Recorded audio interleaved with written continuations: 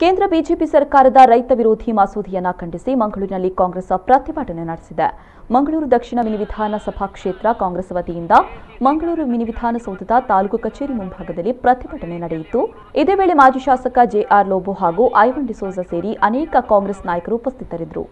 ಇವತ್ತು ದೇಶದಲ್ಲಿ ಆಳ್ವಿಕೆ ಮಾಡುವಂತಹ ಬಿಜೆಪಿ ಸರ್ಕಾರ, ನರೇಂದ್ರ ಮೋದಿ ಅವರ ನೇತೃತ್ವದ ಸರ್ಕಾರ ಇವತ್ತು ದೇಶದ ರೈತರ ವಿರುದ್ಧ ಮರಣ ಶಾಸನವನ್ನು ಬರೆದಿದೆ.